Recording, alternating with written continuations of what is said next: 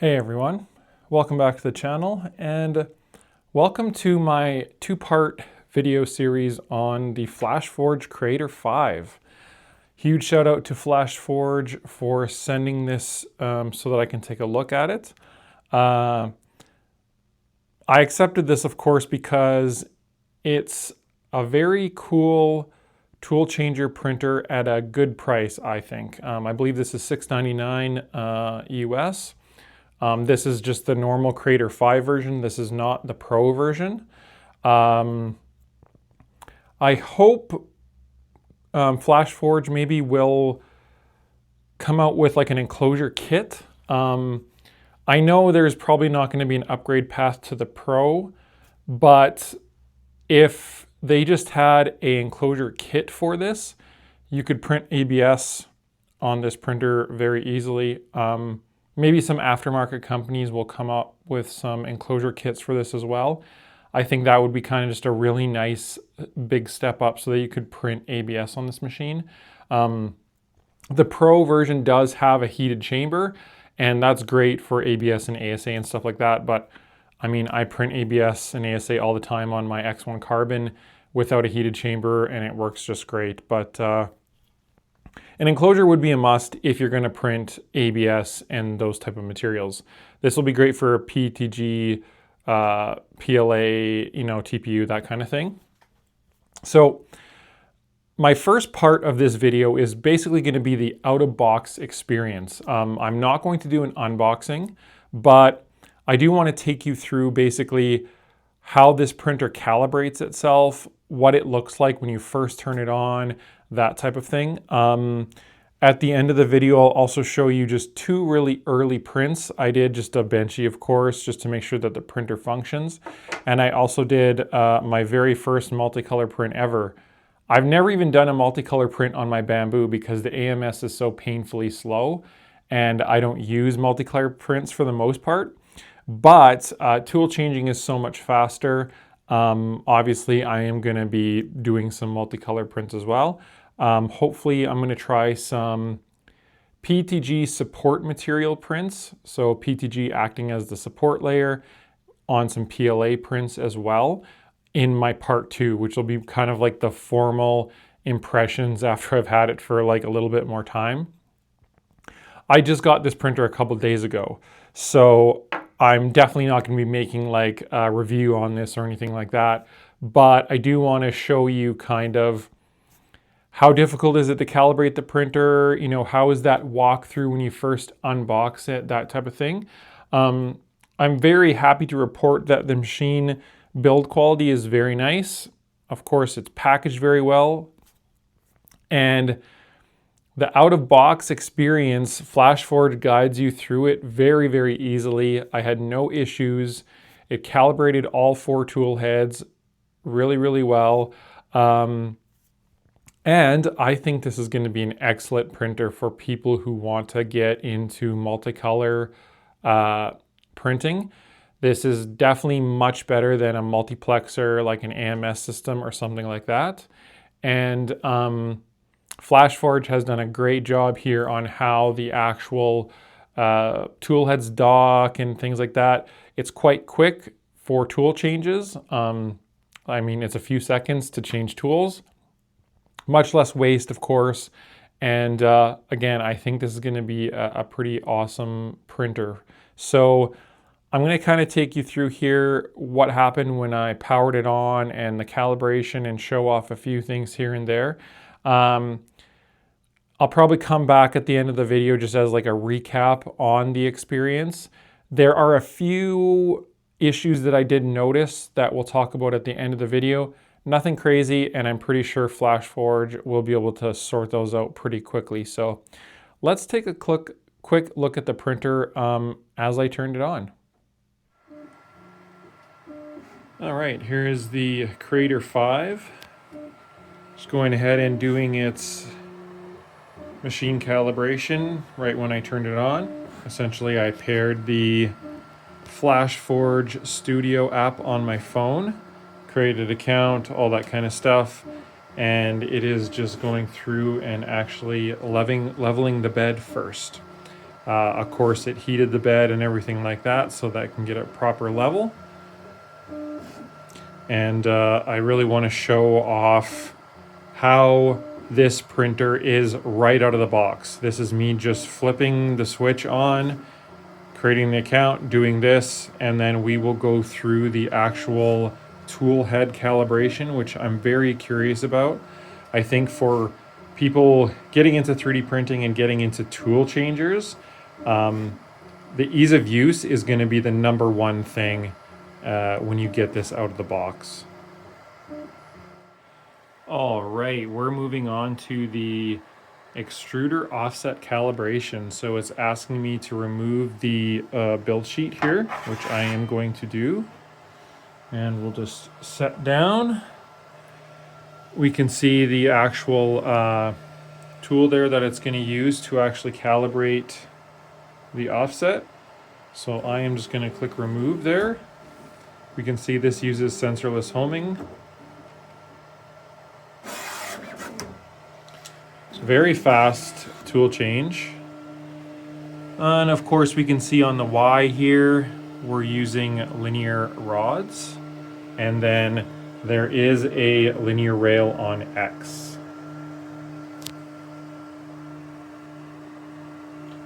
So I'm assuming it's gonna auto level first.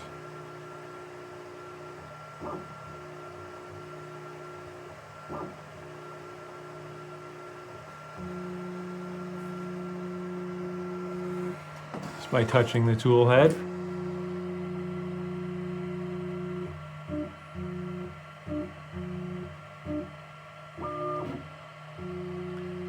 And there it goes, calibrating the offset.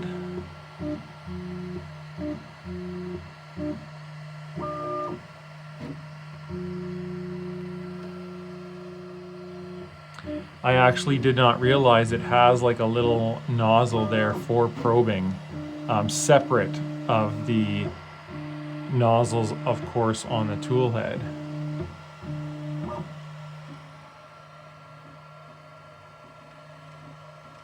So you can see there is, there was a timer there. I think it said like 23 minutes. So again, this is the most important part of this printer, is getting the offset correct so that the printer works with all of these different tool heads. So I'm very happy to report so far it's seamless, and I just went through the guided steps here and it's handling everything itself. So I'm gonna probably go back, I'll stop the video here and we'll catch up when it grabs a tool head and things like that. And there we are, it's calibrating its first tool head. You can see it's actually touching all sides of the calibration button there, I guess we'll call it.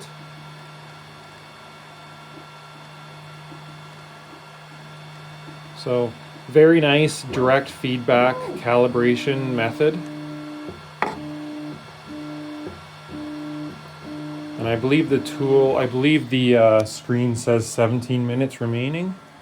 Yeah, 16 minutes remaining. So I think the entire process takes like 30 or 40 minutes from the time you power the printer on to calibrating all of the tool heads. Again, I'll jump in here again once it starts calibrating maybe the last tool head or something like that. So we are on the second tool head now, and what it's doing is first it's heating up the nozzle, and then any oozing it wipes off, and then it probably cools down to like 140 or something like that and does its calibration. So we're on to the second tool head. Again, it's just doing a little bit of a purge, and yeah, it just purges right there. There's no bucket or anything like that, which is okay, but you can see it wiped off the nozzle, and then I'm assuming it's just going to cool down now to like 150 like Bamboo does, and then it's going to go over to the button there and calibrate. And there we go. Calibration's complete. It did all 4 tool heads. You can see the tool heads individually here. You can tap on them, set their temperatures individually, that type of thing. Very impressed with out of box of experience so far. handled everything as you would expect if you're approaching this as your first tool head, which I am, like first multi-tool head 3D printer. It's one of the reasons, of course, that I accepted this for review. But yeah, very, very impressed so far. We'll see how printing goes. I'll most likely just start doing some just like one color prints, make sure everything's working, and then maybe do some multicolor prints as well. Okay, I just wanted to jump in here quickly and say, very happy there are no fans running while you're not doing anything on the printer. It is completely silent at idle, which is a big deal for me. If I have my printer in my office and I'm not using it right now, I would like to leave it on and just be ready to go, but I don't want fans spinning all the time, so that's really nice. There is a buzz coming from the light, which is not a big deal. Like, I mean, the light doesn't have to be on all the time. You can control that. So very happy to report the power supply fan does not just run constant. And here are the quick prints here I did. You can ignore the stringing. This PLA is full of moisture. It's quite brittle.